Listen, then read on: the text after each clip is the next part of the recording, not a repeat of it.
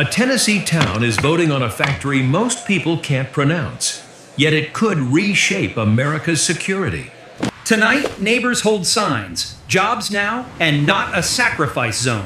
Over one word, antimony. Clarksville and Gordonsville were map dots until a $6.6 billion minerals refinery landed on their doorstep. Supporters see 740 paychecks. Opponents see smokestacks tied to war, chips, and AI. Meet Jake, a welder. His dad's plant closed.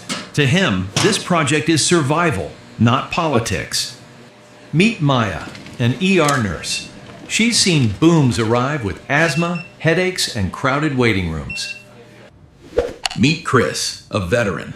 He hears critical minerals and thinks cutoffs, readiness, and leverage. One town, two fears. No jobs, no future. Or jobs that turn your home into someone else's battlefield. Officials pitch prosperity.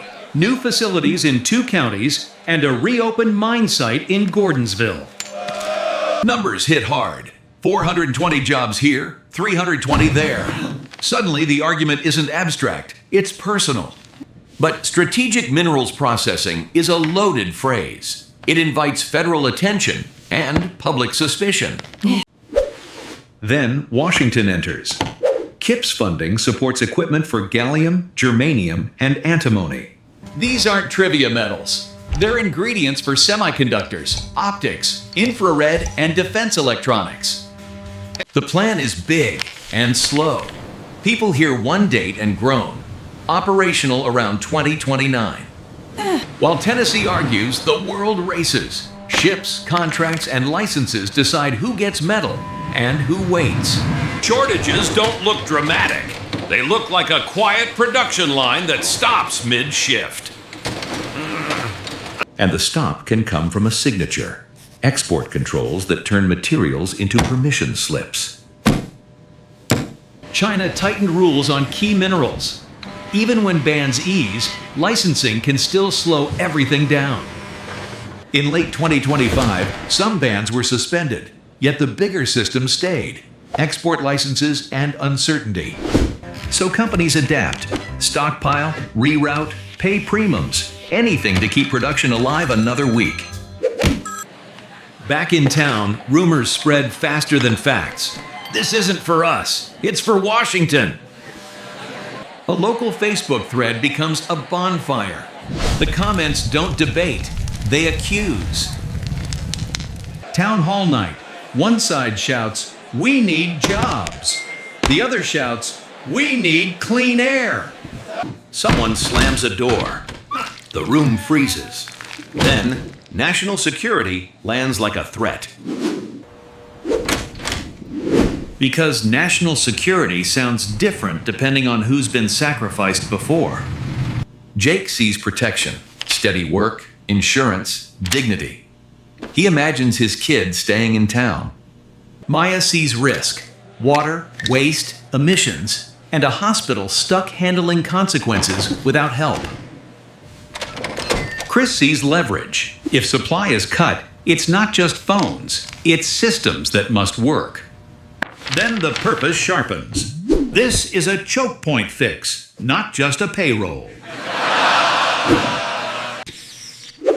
Documents emphasize capacity, enough output across metals to matter in a global crunch.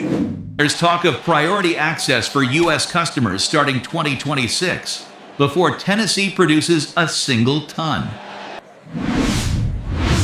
That's the reveal. Not only a factory, an insurance policy against the next cutoff.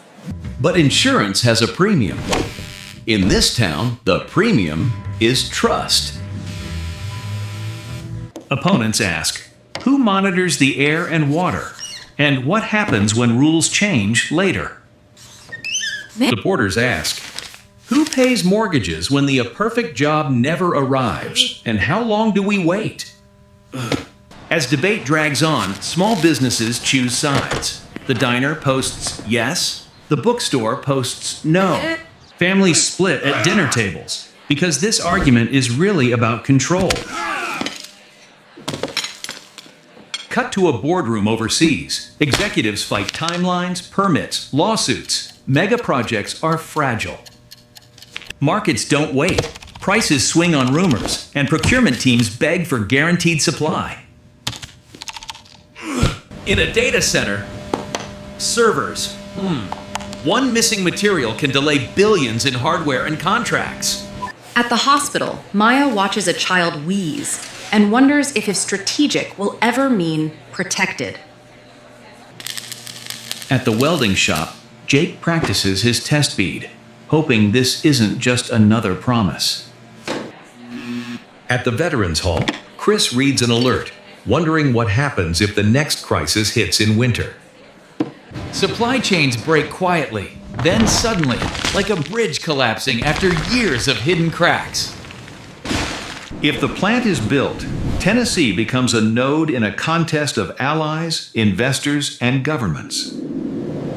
If it's blocked, the town keeps its quiet, yet the country keeps dependence on approvals elsewhere.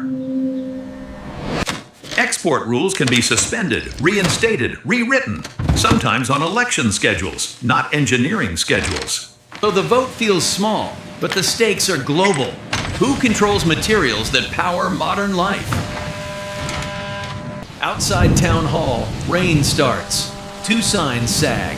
Jobs now, and not a sacrifice zone. Jake and Maya lock eyes across the street. Both want safety. Both distrust the other's definition. Chris walks between them, silent. He's seen what happens when countries gamble on supply. This town didn't start a minerals war, but it has been drafted into it. The real question isn't factory or no factory. It's who bears the risk and who gets the leverage. The next shortage won't announce itself. It will arrive as a delay, a price spike, a missed deadline. When that day comes, leaders will say resilience, but resilience is built years earlier, in places like this. So what would you choose? A paycheck today or a supply chain that won't collapse tomorrow? The meeting ends without a winner. People file out, still arguing, still scared, still hoping. At dusk, the empty site sits quiet, yet in minds, it's already a refinery, already a risk.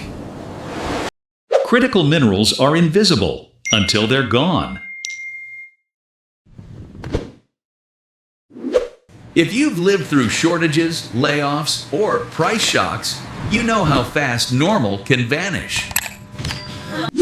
Tell us in the comments, accept strategic factories for jobs or reject them for long-term health?